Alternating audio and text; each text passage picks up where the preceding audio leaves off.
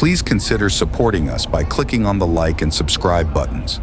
Your support will be greatly The appreciated. Atlantic Slave System, Brazil and the Caribbean.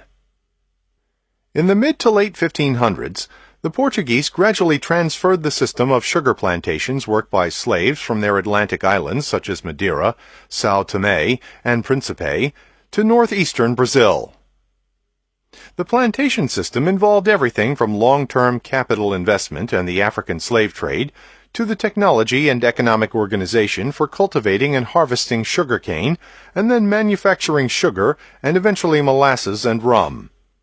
It was largely because of the expanding international market for sugar, molasses, syrup, and rum that regions south of what became the United States imported some 95% of the African slaves brought to the New World.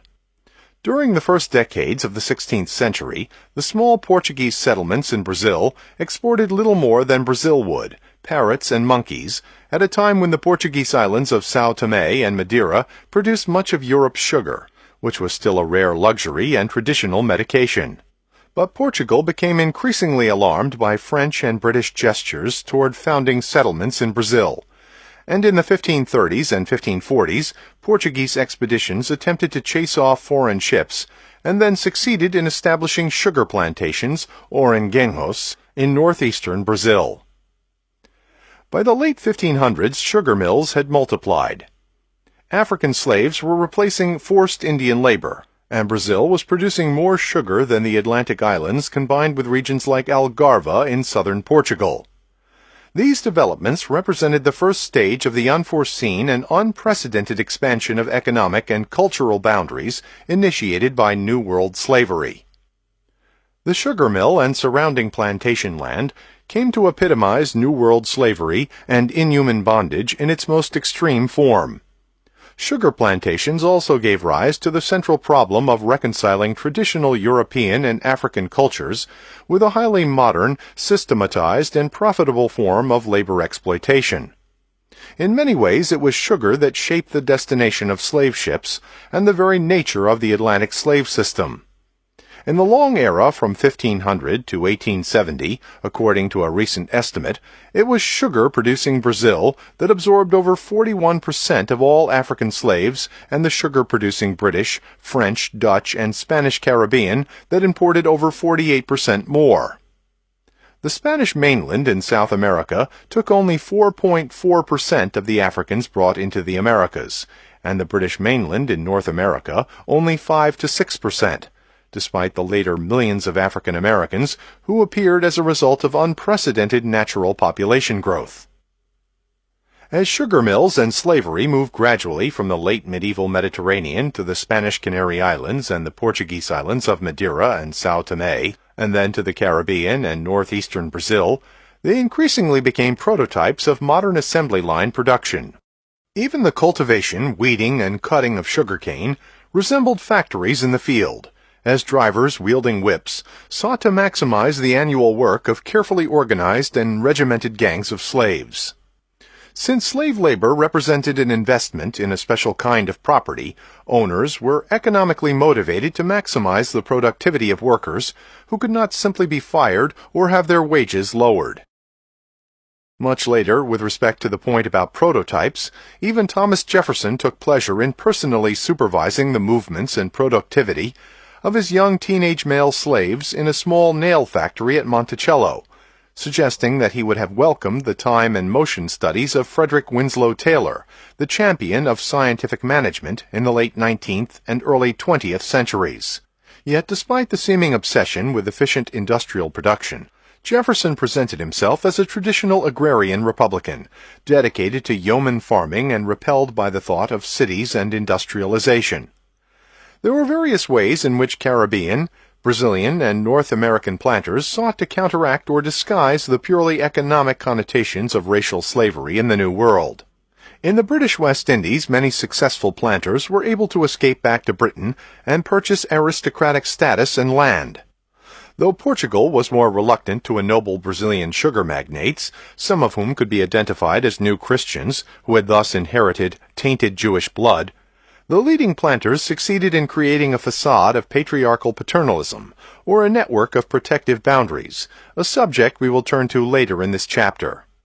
For now, it is sufficient to note that a self-ennobled seigneur, who owned a sugar mill and often dealt with slaves indirectly, through deferential slave-owning sugar farmers, or lavradores de cana, could give the appearance of reconciling traditional Christian principles with the inherent brutality of slavery. Moreover, in all parts of the hemisphere, slaveholders eventually benefited, at least ideologically, from a growing consensus that defined slave labor as a backward and anachronistic institution, necessitated by the need to Christianize and civilize a savage people from Africa.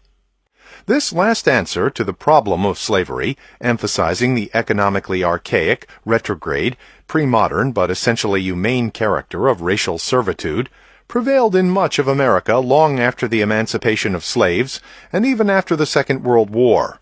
Indeed, many historians initially attack the economic historian's discovery that Southern slavery, despite its ghastly evils, was far more efficient, productive, and profitable than free labor farming in the North. For several decades, historians also engaged in heated debates over whether the master-slave relationship in the South or in Brazil was semi-feudal, seigneurial, or paternalistic. There can be no doubt that many slaveholders endeavored to convey such impressions. Yet the compatibility of unbounded forced labor with modern life has been dramatized by the millions of state slaves exploited by Nazi Germany, the Soviet Union, and Communist China, to say nothing of the black penal laborers in the Jim Crow South and the sexual slaves and other coerced workers in various parts of the world today. For the rulers of such modern slaves, there has been no need for even a pretense of paternalism. Since sugar gradually became one of the first luxuries consumed by the masses in Western societies, along with slave-produced coffee, tobacco, and eventually chocolate, it also became the principal incentive for transporting millions of Africans to the New World. At the outset, therefore, we should look briefly at the nature of the labor required for sugar production, which differed little from one colony to another, though of course the lives of slaves were affected by differences in topography, demography, climate, the relative ease of escape, and economic activities apart from sugar. From the very beginning, sugar production came closer to resembling a modern agribusiness than the kind of farming done in feudal Europe. In the autumn, and also sometimes in the spring, slaves used hoes to dig trenches or large numbers of holes, roughly a foot deep and 3 feet square, often in heavy soils baked hard by the sun. Plows were seldom used, even in the 18th century. The next step required the coordinated planting of shoots or cuttings of cane, which took up to a year and a half to mature. As planters learned more about soil erosion and the need for fertilizer, at least in the Caribbean, slaves had to carry on their heads baskets of manure, sometimes as heavy as 80 pounds, to fertilize the shoots. Along with arduous weeding, this was the labor slaves hated the most, especially when they had to trudge up steep hillsides, as was often the case in the Caribbean. In the British colony of St. Christopher, for example, an aristocratic Englishwoman described drivers with whips following such slaves as they carried heavy manure. They go up at a trot and return at a gallop, and did you not know the cruel necessity of this alertness, you would believe them the merriest people in the world. Except for Sundays and some religious holidays in Catholic colonies, the slaves' workday on sugar plantations generally began around 5 a.m., later followed by a half-hour for breakfast, and an hour or two for a midday meal. They would return to their cabins at dusk, except when the milling and boiling of cane required them to work around the clock, often with sleep only on every other night. In Brazil, the harvest season lasted for some 9 months, and planting for another 2 or more months. Clerics continually complained that relief from work on saints' days was not strictly observed. Because of the perishability of the crop, everything depended on speed and perfect timing, cutting the roughly 6-foot-long cane in the dry season between January and May in the Caribbean, and then crushing, boiling, and curing the liquid before the hurricane season from midsummer to early October. If the cane was not crushed within a day of cutting, the treasured juice could go sour. In Brazil, the crucial harvest and milling began in early August, and slaves labored for most of a year in order to produce a clayed or more finely grained white sugar that was seldom seen in the Caribbean. Small sugar mills were typically driven by moving oxen or horses. Some mills were water-powered, though this equipment was more expensive. Prosperous planters in Barbados and other colonies later made use of windmills, and steam power appeared on 19th-century sugar plantations, especially in Cuba. Slaves also devoted much time to caring for livestock and cutting trees to provide firewood for the sweltering boiler houses. In regions where timber had been exhausted, slaves collected and dried the residue or trash from pressed cane, which, when burned, would provide the needed heat and was also used as litter for cattle pens. It took roughly a ton of cane to produce 100 pounds of grain sugar. Particularly after technological improvements appeared in the early 1600s, the sugarcane plantation became an industrial enterprise, anticipating assembly lines and time-and-motion regimentation. Unlike various kinds of Euro-American farmers and artisans, the coerced sugar worker had no claim to the tools and technology that he or she learned to master. As with the later globalized economy, thousands of miles of distance separated production from the consuming public. The plantation enterprise also depended on highly skilled as well as semi-skilled slave labor. After sugar cane had been cut, slaves brought it to the mill where 7 or 8 or sometimes as many as 30 slave men and women worked. Some passed it by hand, piece by piece, through 3 vertical rollers to squeeze out the juice. Others conducted the liquid through a series of heated vats and cauldrons until repeated skimming purified a substance that could be poured into molds and eventually dried and crated as sugar.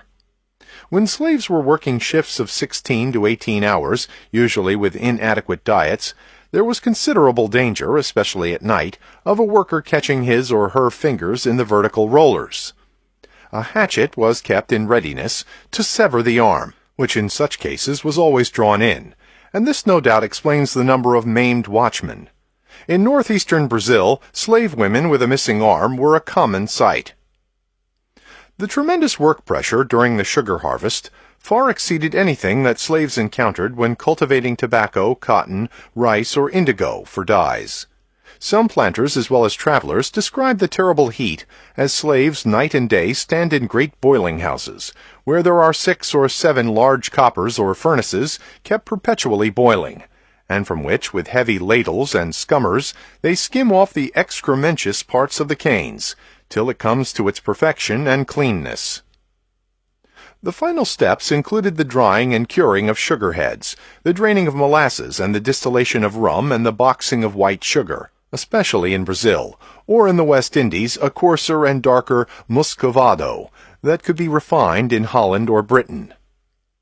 Though a larger market for sugar and sucrose-sweetened foods and drinks began to develop only in the late 1600s, the known profits from selling sugar had stimulated an interest in such investments even before the first European settlements in the Americas.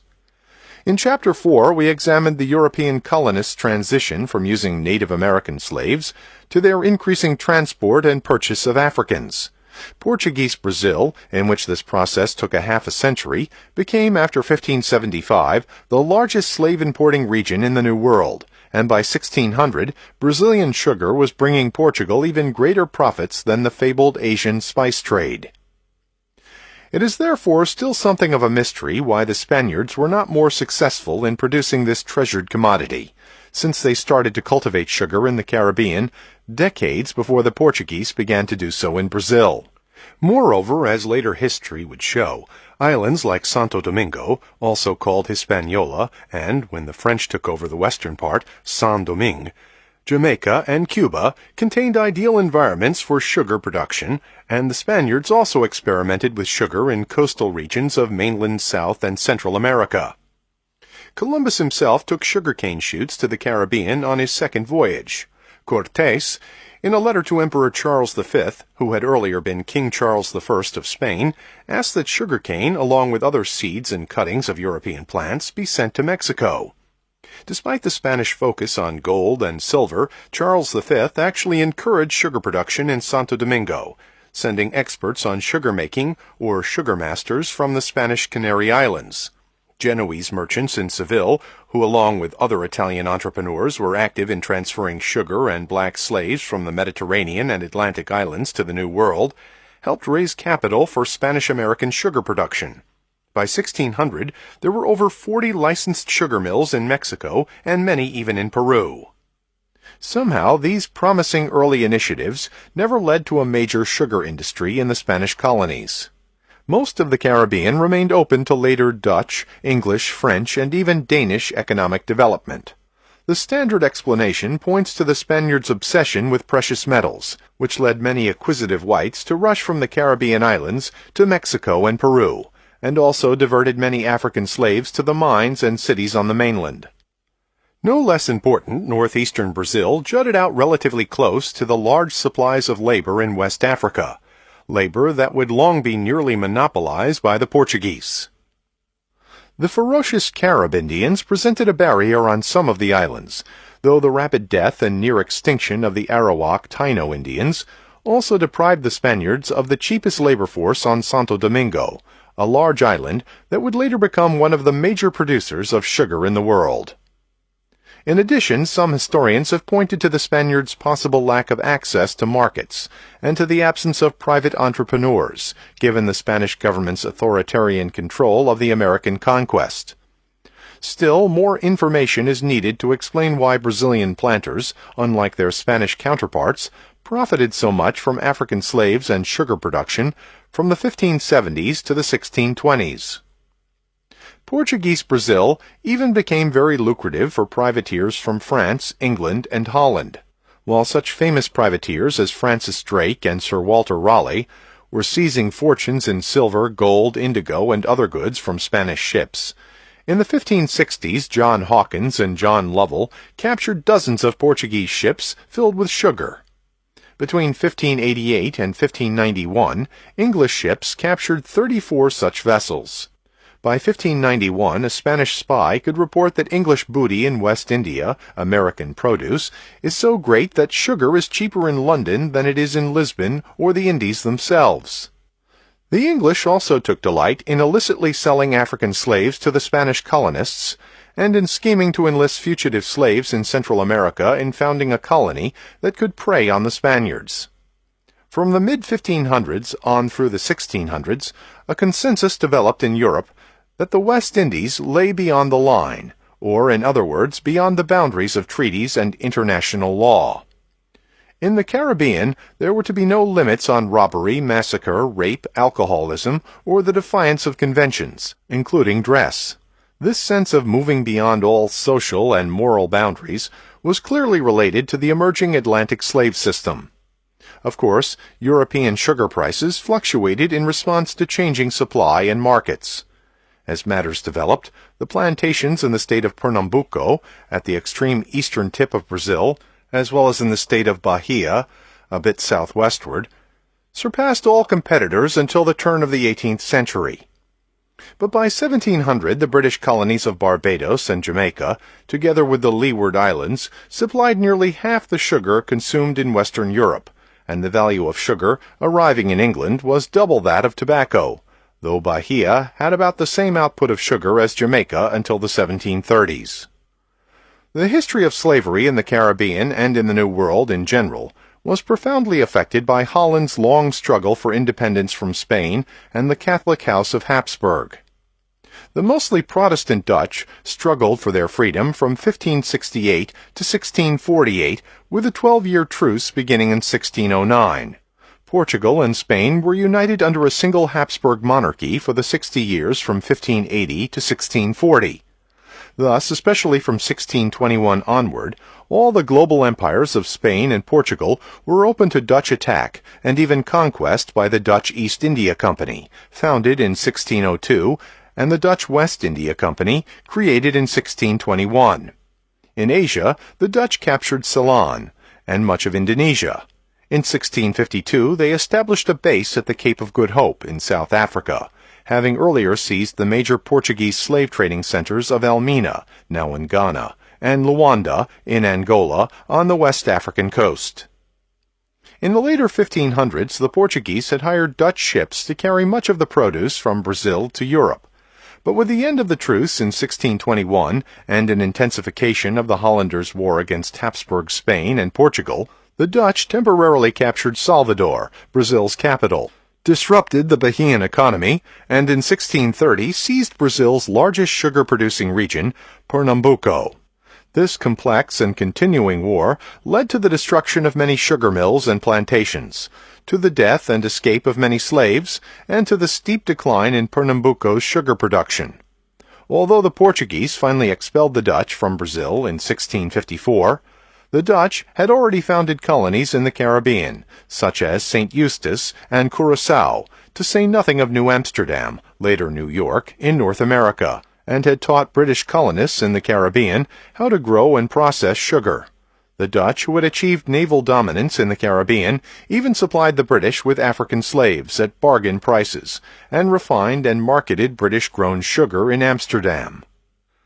There were thus various ways in which the decades of Dutch warfare and occupation of northeastern Brazil led to the creation of extremely prosperous English and French sugar islands in the West Indies, which long posed a competitive threat to Brazil. First, and perhaps most important, the warfare and destruction of many Brazilian engenos reduced the supply and thus escalated the price of sugar in Europe. This provided the English, Dutch, French, and even Portuguese Bahians with a growing incentive to invest in sugar production, especially as the market demand increased spectacularly from the mid-17th to the 18th century. Second, the Dutch disseminated the necessary technological knowledge, especially when refugees fled from Brazil to the Caribbean.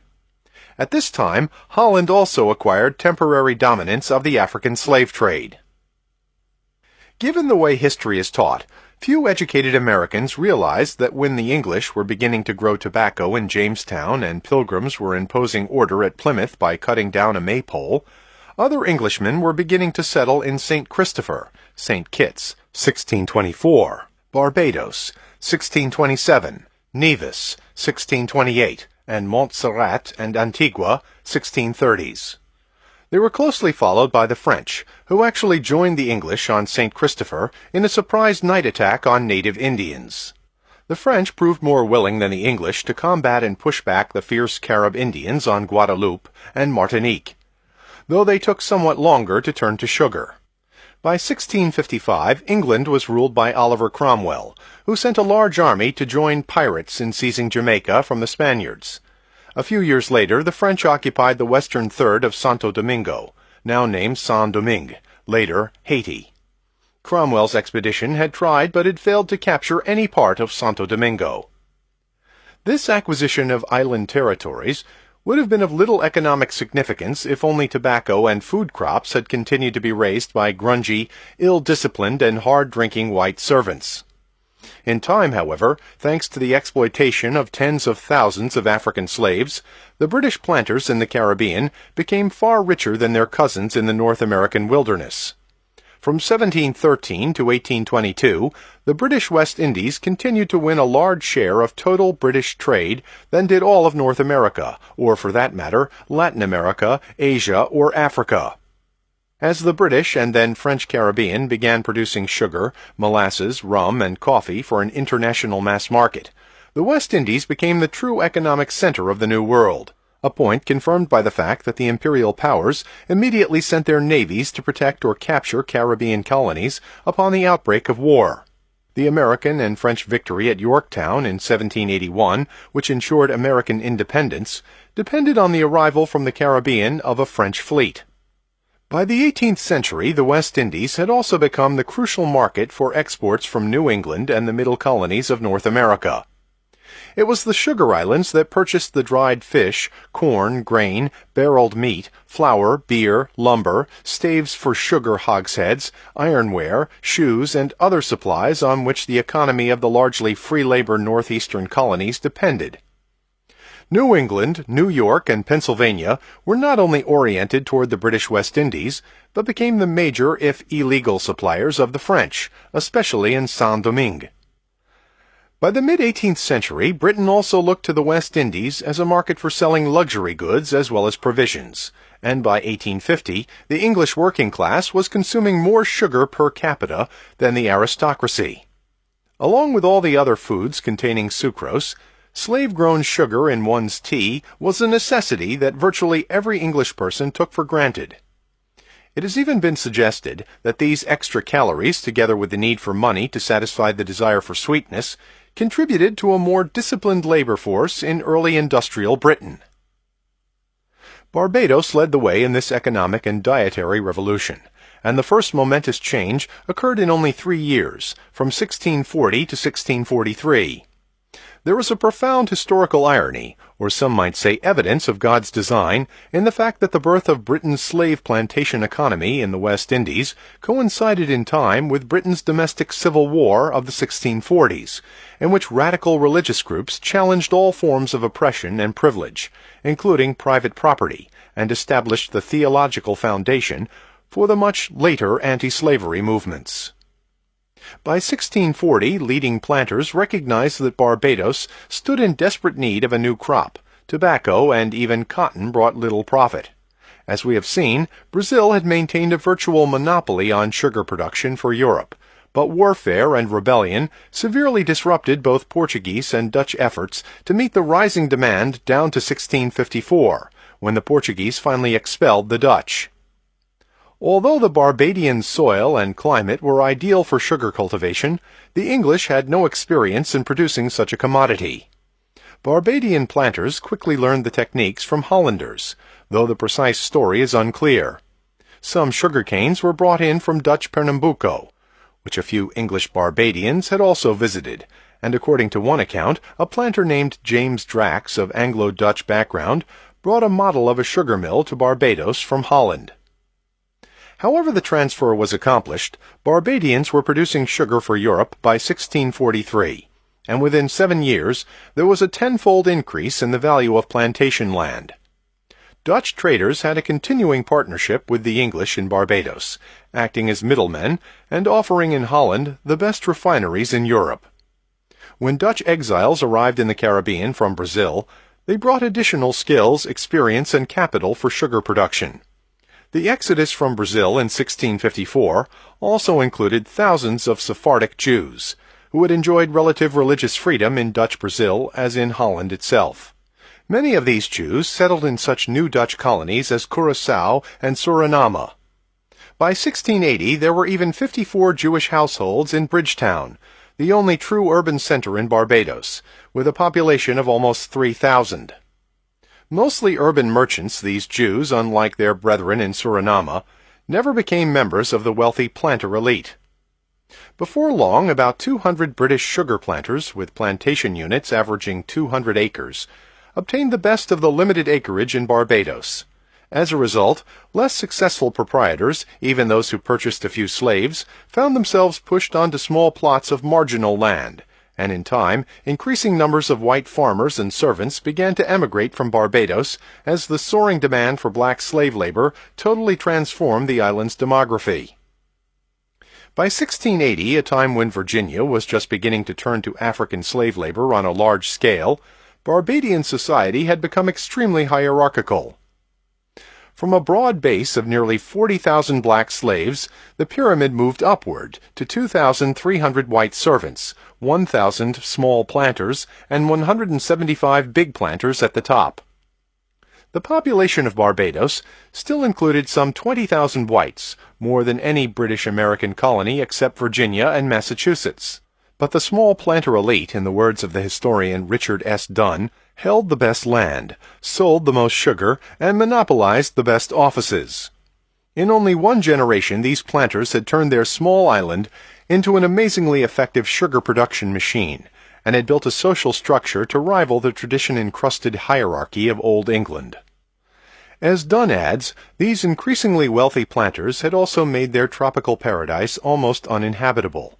Those who had money squandered it by overdressing, overeating, and overdrinking, and by living in ornate English-style houses unsuited to the climate. Because the white elite hated and feared the masses of black captives they had surrounded themselves with, the goal of most successful planters was to escape from the West Indies and retire in England. Dunn concludes by saying sunny Barbados had become the richest and yet, in human terms, the least successful colony in English America. The slave colony of Barbados had lost most of the reassuring social and psychological boundaries of traditional societies. Nevis, St. Christopher, Antigua, and other Leeward Islands to the north followed a similar pattern to that of Barbados, as did Jamaica, somewhat belatedly, 1,000 miles to the west. Through the 18th and early 19th centuries, an increasing number of plantation owners became absentees, living and spending in Britain, where a few Barbados planters were knighted or received baronetcies. They hired professional bookkeepers, managers, and overseers to manage their estates, men who were intent on maximizing plantation output and making a nest egg that would enable them to leave the tropics forever. Still, one should add that despite a significant white emigration from Barbados to North America, where Barbadians played a decisive role in founding South Carolina in 1679-80, that island had fewer absentee planters and a more settled English community than any of the other British West Indian colonies. Even in the late 20th century, one could see the effects of this enduring English culture, and even find in the interior of the island descendants of Redlegs, or Scotch-Irish indentured servants, who were named for their sunburned legs below their clothed knees. Although British Caribbean planters initially borrowed their sugar-making technology from Dutch and Portuguese Brazilians, the political culture of their slave plantations differed markedly from that in Brazil, where the wealthiest mill owners at least posed as patriarchs and community leaders, even though they too desired to make profits. British planters made little effort to conceal the fact that they were entrepreneurs, whose primary goal in life was to make money, not to become resident seigneurs. The British sugar plantation became a purely capitalistic enterprise, not a quasi-seigneurial community, with religious and social services that stimulated a surrounding economy. British planters were always on the lookout for cost-saving devices, such as partnerships and plantations that shared a common sugar works. This business mentality eventually worked to the slaves' benefit in the late 1700s and early 1800s. British planters and their agents discovered that slave productivity could be greatly increased by eliminating the most cruel and grisly punishments, and by offering various positive incentives, such as extra time for the slaves' own gardening and food production, as well as local Sunday markets. British planters also tried to encourage more slave births and longevity, especially in response to the mounting English political pressure to abolish the Atlantic slave trade, followed from 1791 to 1804 by the terrifying Haitian Revolution. There is a danger, however, in exaggerating the humanitarian effects of the so-called amelioration policy in the British colonies that was supposed to follow the abolition in 1808 of further slave imports from Africa. Slavery was still slavery, even if some reformers proposed calling slaves assistant planters. The early 19th century did witness dramatic increases in British West Indian slave productivity, and especially on smaller islands like Barbados, an impressive decline in the rates of slave mortality, and a corresponding increase in slave fertility, caused in part by a decrease in the percentage of African-born slaves. In fact, in striking contrast to Cuba and Brazil, the slave populations of a very few British colonies like Barbados and the Bahamas actually achieved a natural positive growth rate just before emancipation in 1834, well over a century after a positive growth rate began among slaves in Virginia. A similar transformation occurred more gradually among the Creole or Caribbean-born slaves in Jamaica. In 1682, a Capuchin missionary reported that Brazilian planters considered a slave who lasted 7 years to have lived very long. While that estimate is misleading, it is true that a Brazilian sugar planter could double his investment if an adult slave lived and worked for only 5 years.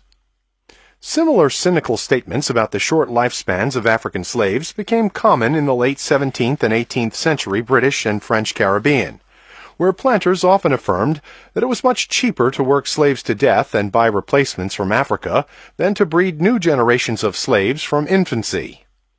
Charles Pennell, the British consul at Salvador, reported in 1827 that Brazilian sugar planters calculated that it was cheaper to buy imported African slaves than to pay the costs of raising black children to adulthood. Such conditions provided little incentive to take on the risks and costs of raising Brazilian-born slaves for 14 or more years before they became productive workers.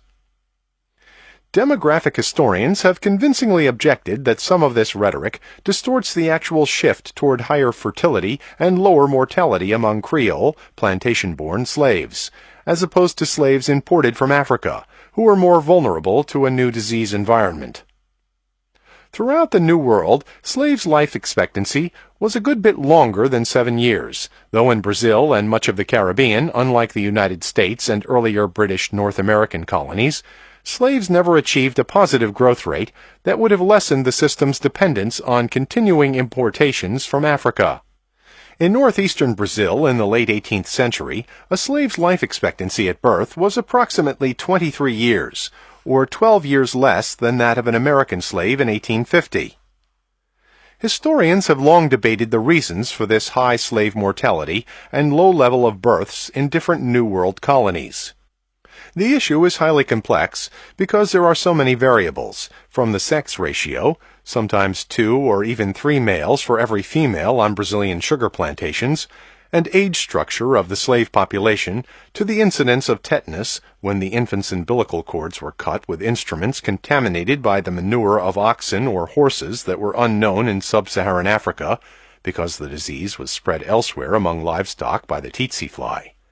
Yet aside from such technical medical issues, including diet, diseases, lowland or swampy locations, and possible male infertility, it seems clear that the hard-pressed gang labor used in sugar cultivation and milling was not conducive to long lifespans.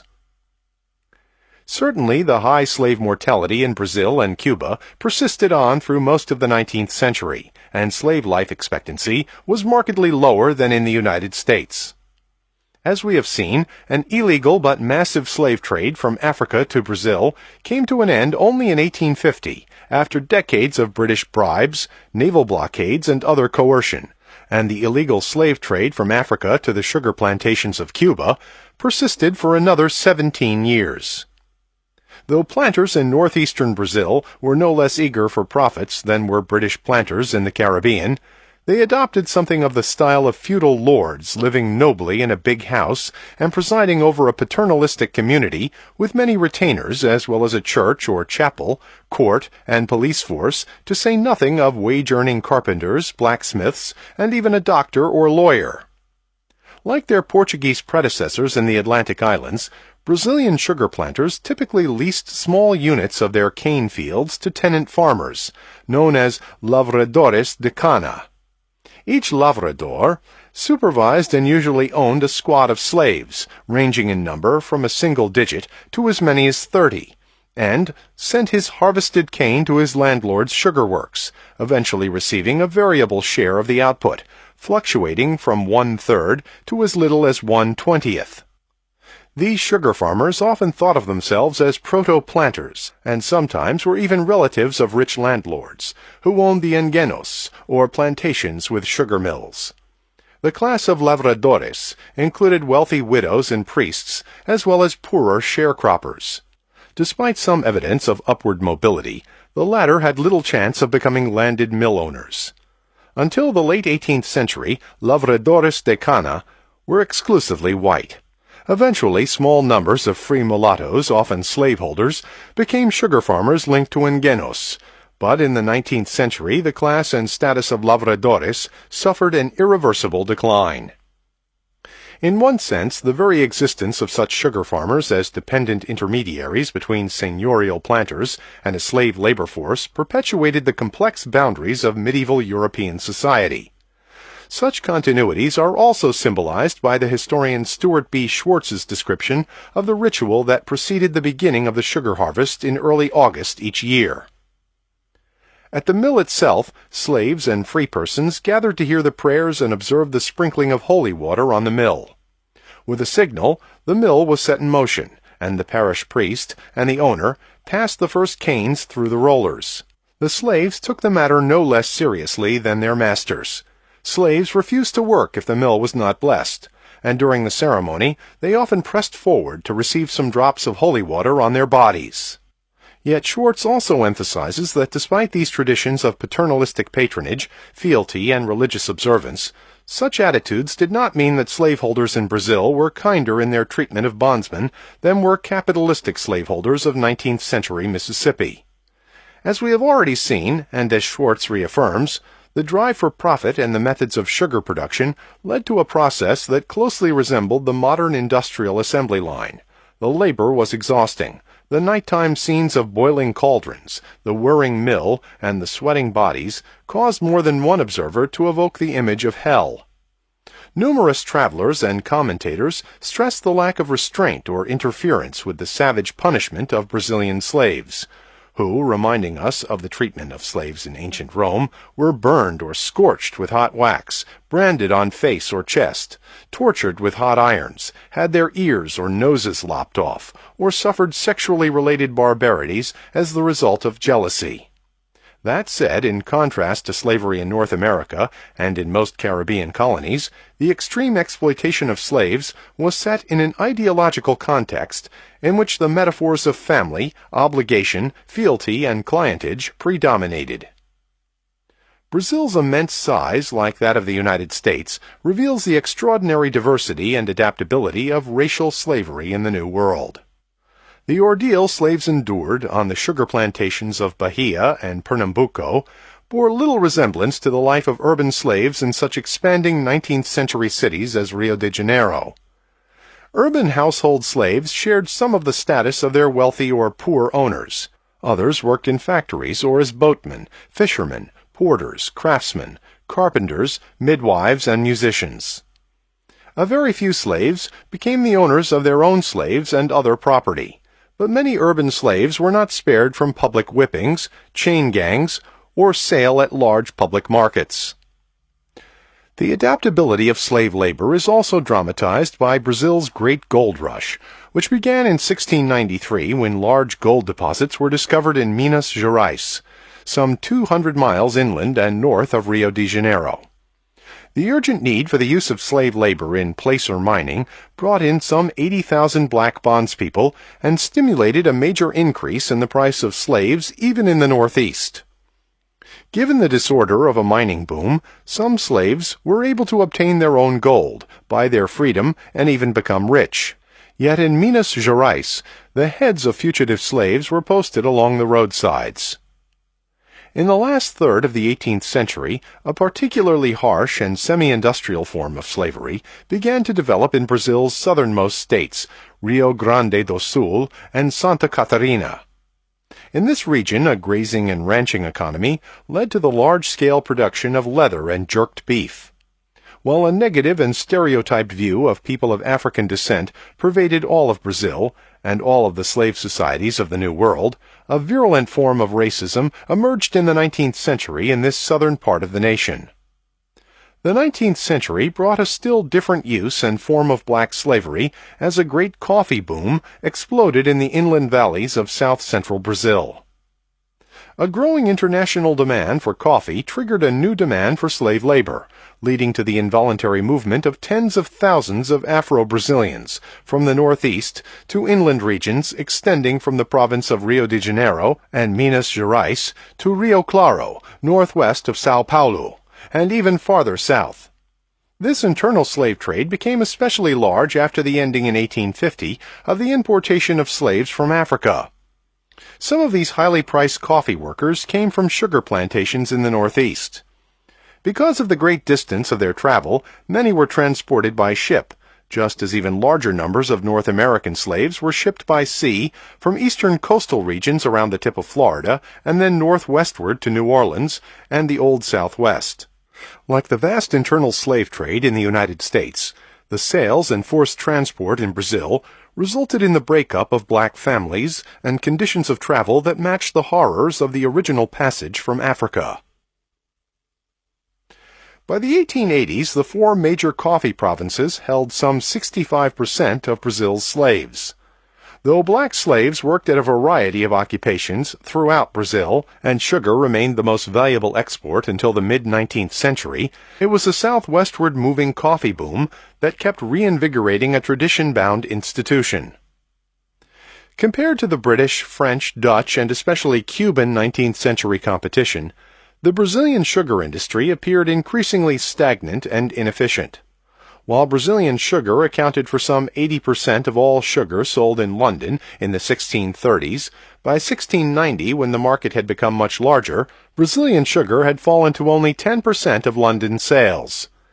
Like that of the competitive British West Indies, Brazil's sugar industry received an enormous boost from the Haitian Revolution's destruction of the plantation economy of Saint-Domingue. Then Brazil may have profited even more from Britain's decision to emancipate nearly 800,000 slaves, an action that brought a fatal drop after 1838 in the output of the British sugar colonies. The same events helped to stimulate a thriving and expanding slave economy in Spanish Cuba. By the mid-19th century, most of the world's cane sugar flowed from the coerced labor of black slaves in Cuba. Yet by that time, European beet sugar, supplemented by cane sugar from Asian countries, was beginning to increase the overall supply, a fact that pointed a critical long-term decline in the price of sugar during the later 19th century. Beginning in the 1960s, historians have demolished the myths that Brazilian slavery was benign or humane, and that Brazil was relatively free from racism. It is true that partly because of the shortage of white women, coupled with the Moorish Christian heritage of the Iberian Peninsula, racial intermixture was much more widely and openly accepted than in North America. Despite the Spanish and Portuguese early expulsion of Jews and Moriscos, and despite the Inquisition's obsession with purity of blood, Iberians, unlike the English, had lived for many centuries with a kind of multiculturalism and even with the domestic presence of many black slaves. It is therefore not surprising that in Brazil, male slave owners were much more likely than their North American counterparts to free black or especially mulatto lovers, as well as their own colored children. Nevertheless, most free colored people had been born free, and few slaves working on rural plantations had a chance of gaining freedom, even after a law of 1871 provided for the eventual emancipation of the children of slaves, who were to remain in a state of semi-bondage until age 21. Certainly slave revolts and escapes to quilombos, or hidden settlements of fugitive slaves, had been more common than in North America, a subject we shall turn to in Chapter 11. As I have suggested, Brazilian historians have also documented, especially in southern Brazil, extreme forms of racial prejudice, coupled with the view that slaves were mere instruments of production, mostly lacking in human personality. As in other New World slave societies, Brazil's culture and institutions were geared to the maintenance of a highly exploitive system of labor, to the preservation of public security, and to the perpetuation of power in the hands of a white ruling caste. Some historians would argue that the dehumanization of slavery reached its most extreme form in the British, French, and Dutch Caribbean, a conclusion I will soon question. It is surely true that when the proportion of slaves in a given colony could rise to 90% or more, the usual boundaries of human society evaporated as the whole society became oriented to the twin goals of lowering production costs and increasing output. In most of the Caribbean, there were no sectors of society that were truly independent from sugar production, no countervailing or moderating pressures, at least within the white free world. Even within the growing society of free coloreds, mostly children or descendants of white planters, there were many who aspired to enter the class of landowners, and even slave-owning planters. In French Saint-Domingue, in 1789, free-colored planters may well have owned as many as 100,000, or 1/4 of the colony's slaves. Moreover, the political structure of the older British colonies removed the slaves and their owners even further from the mother country's surveillance or control. As in Virginia, the power of a royal governor, usually close to the planter elite, was balanced by a locally elected assembly dominated by the planter class. In England itself, the planters' and slave merchants' interests were long protected by agents or lobbyists who could exert considerable influence in Parliament. Especially after imperial interference triggered the American Revolution and the loss of the United States, Britain became extremely cautious about various forms of colonial intervention, a point reinforced by West Indian threats of secession when Parliament began to consider the possibility of abolishing the African slave trade. For us today, it is almost incomprehensible that a few whites could control tens or even hundreds of thousands of black slaves in the rural areas of small isolated islands, an environment that seems even less secure than having a handful of white sailors controlling 200 or 300 African slaves chained below the deck of a slave ship. Try to imagine yourself, whatever your identity and skills, being given orders to supervise 150 or even 50 black slaves to ensure that they weed and fertilize long rows of sugar plants, working as hard as possible without let-up in an orderly and regimented way. Would you use a whip? Would you try to delegate enforcement to a driver? When in 1945 I was an 18-year-old soldier on a troop ship, I was given a billy club and ordered to descend into the lower depths of the ship, where for 4 hours I was to keep the Negroes, a worse word was probably used, from gambling. Until then, I had not even known there were any black troops aboard.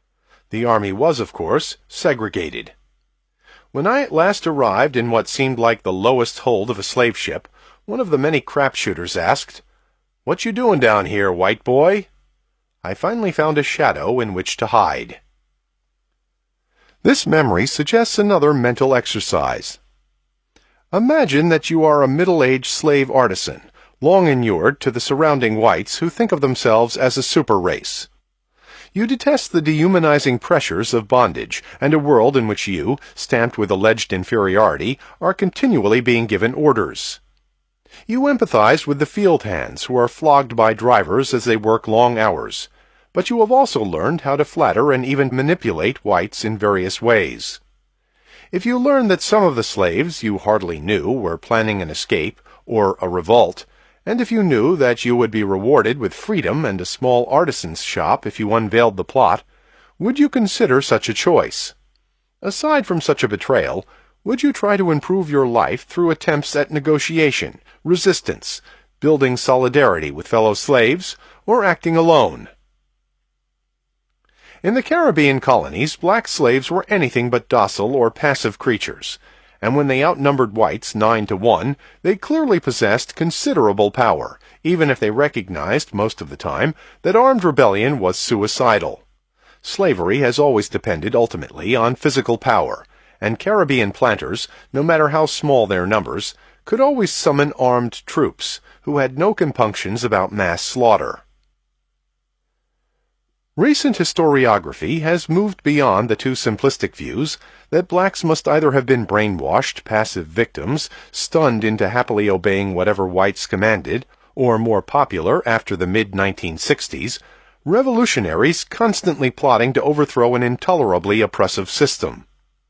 It is easy for us to forget that throughout thousands of years of history, the great majority of human beings were essentially forced to do hard, menial labor, and to accept unscalable hierarchies of power. No less relevant is the mystery of control and discipline in armies and navies throughout history. Soldiers and sailors have often been treated like slaves, and many have been coerced, duped, or drafted into service. Yet revolts and even desertion have been relatively rare. The majority of such men have obeyed orders, and have even been willing to risk their lives for their comrades, or to fight for a variety of causes. Whatever can be learned from such examples, there is abundant evidence that in the Caribbean especially, where slaves formed a decisive majority, they engaged in continuing negotiations, testing the multiple boundaries between field and household slaves, drivers, overseers, and the master class. The goals sought in such bargaining had little to do with the issue of abstract freedom. Slaves sought more land for growing their own provisions, or more time free from plantation labor, or monetary rewards for special service, or freedom to run and manage their own market exchanges, or the right to conduct their own burials, marriages, and religious services, especially in Virginia, following the Great Awakenings of the mid-18th and early 19th centuries. Though West Indian slaves knew all too well that they lived and worked in societies based on violence and torture, they found surprising room for maneuver and for the creation of rich African-Caribbean cultures.